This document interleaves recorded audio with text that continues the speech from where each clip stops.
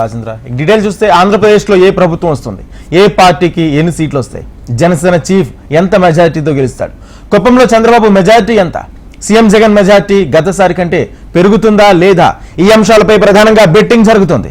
అలాగే ఉమ్మడి పశ్చిమ గోదావరి జిల్లాలో పలు కీలక నియోజకవర్గాల్లో ఎవరు గెలుస్తారు, గెలిస్తే ఎంత మెజారిటీ వస్తుంది అన్న అంశంపై కూడా ఎక్కువ బెట్టింగ్ సాగుతుంది. 175 సీట్లలో వైఎస్ఆర్ కాంగ్రెస్ పార్టీ 110 సీట్లు దాటుతుందని ఎక్కువ మంది పందాలు కట్టారు. టీడీపీ, జనసేన, బీజేపీ కూటమి అధికారంలోకి వస్తుందని మరికొంతమంది బెట్టింగ్లు కడుతున్నారు.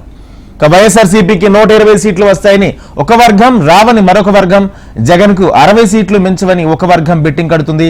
అలాగే జనసేన చీఫ్ పవన్ కళ్యాణ్ పోటీ చేస్తున్న పిఠాపురం, టీడీపీ చీఫ్ చంద్రబాబు పోటీ చేస్తున్న కుప్పం, నారా లోకేష్ పోటీ చేస్తున్న మంగళగిరి, సీఎం జగన్ పోటీ చేస్తున్న పులివెందులతో పాటు ఉమ్మడి పశ్చిమ గోదావరి జిల్లాలోనూ ఉండి నుంచి రఘురామకృష్ణంరాజు, దెందులూరు నుంచి చింతమనేని ప్రభాకర్, భీమవరం, తాడేపల్లిగూడెం, తణుకు, పాలకులు నియోజకవర్గాలపై బెట్టింగ్ రైళ్లు ఎక్కువ ఫోకస్ పెట్టారు.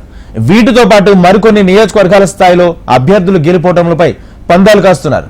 పార్లమెంట్ విషయానికి వస్తే ఏలూరు, నరసాపురం బెట్టింగ్స్ భారీగా జరుగుతున్నాయి.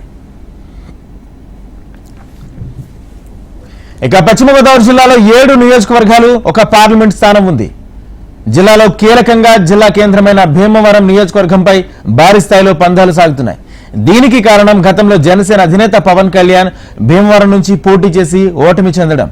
అయితే పవన్ కళ్యాణ్ పై గెలుపొందిన గ్రంథి శ్రీనివాస్ మరోమారు బరిలోకి నిలవడం, పవన్ పోటీ చేస్తున్నారనుకునే సమయంలో చివరి నిమిషంలో జనసేన అభ్యర్థి పులపర్తి రామాంజనేయులు పోటీ చేయడమే ఈ సమీకరణతో భీమవరంలో ఎన్నికల పోరు నువ్వా నేనన్నట్లుగా సాగింది. అయితే ఎవరికి వారు చాప కింద నీరులా ప్రచారాన్ని అంతర్గత చర్చలతో ముందుకు సాగారు. భీమవరంలో ఈసారి ఎలాగైనా జనసేన జెండా ఎగురుతుందని జనసేన అధినేత పవన్ ప్రకటించడంతో అందుకు అనుగుణంగానే జనసేనతో పాటు టీడీపీ కూటమి శ్రేణులు ఐక్యతతో పనిచేయడం వారికి కలిసి వచ్చే అవకాశంగా కనిపిస్తుంది. మరోవైపు గ్రంథి శ్రీనివాస్ కూడా తగ్గేదే లేదంటూ ప్రచారాన్ని హోరెత్తించారు. గ్రంథి గెలుపు కోసం ఆయన వేసిన పాచికలు ఫలించాయని ఆ వర్గాలు చెప్తున్నాయి. ఇక్కడికి వారు ధీమాగా ఉండడంతో అదే స్థాయిలో కోట్ల రూపాయలతో భీమవరం కేంద్రంగా బెట్టింగ్లు మొదలయ్యాయి.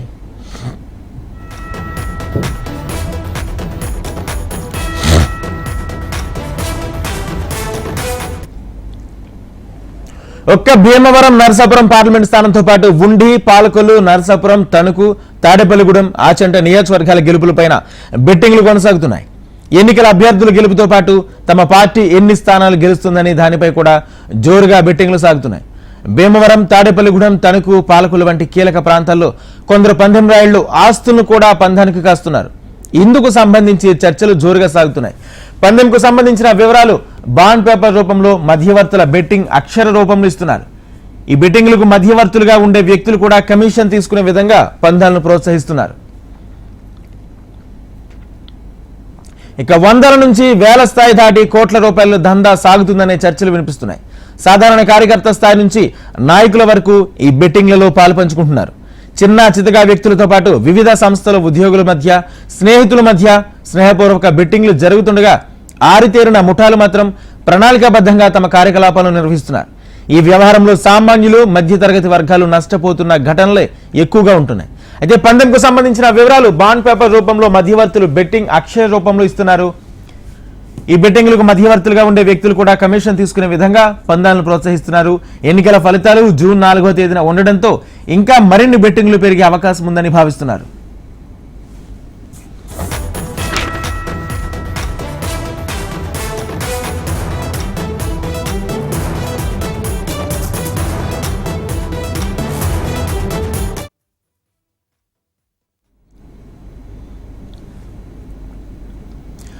ఆంధ్రప్రదేశ్లో ఏ ప్రభుత్వం వస్తుంది, ఏ పార్టీకి ఎన్ని సీట్లు వస్తాయి, జనసేన చీఫ్ ఎంత మెజార్టీతో గెలుస్తాడు, కుప్పంలో చంద్రబాబు ఎంత మెజార్టీతో గెలుస్తారు, ఇవే చర్చలు సాగుతున్నాయి.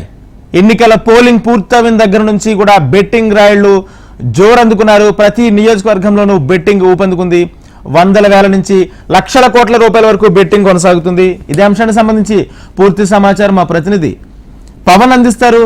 పవన్, చెప్పండి, ప్రస్తుతం ఉమ్మడి గోదావరి జిల్లాలోనే మరింత బెట్టింగ్ జోరు ఎక్కువగా ఉన్నట్టు కూడా కనిపిస్తుంది. పూర్తి అప్డేట్స్ ఏంటి? Thank you Rajendra. భీమవరం కేంద్రంగా జిల్లా వ్యాప్తంగా ఎక్కడ చూసినా సరే జోరుగా పందాలు అయితే సాగుతాయని వార్త చర్చనీయాంశంగా అవుతోంది. ఏ పార్టీ గెలుస్తుంది, ఏ పార్టీకి ఎన్ని సీట్లు వస్తాయని బెట్టింగ్లు అయితే జరుగుతున్నాయి.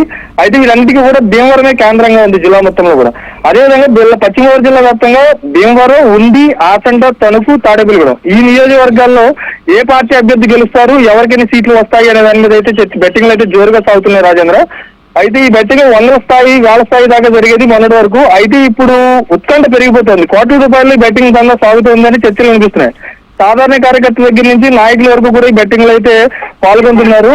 అయితే ఈ బెట్టింగ్ వల్ల సాధారణ మధ్యతరగతి వర్గాలు మాత్రం ఎక్కువగా నష్టపోతున్నారు రాజేంద్ర. అయితే ఈ బెట్టింగ్ సంబంధించి ఎవరైతే మధ్యవర్తిత్వం వహిస్తున్నారో, అంటే బెట్టింగ్లు అయితే ఎవరు మధ్యవర్తిత్వం బుకీలు అంటారు కదా, వాళ్ళ దగ్గర అయితే రైట్. Thank you Pawan.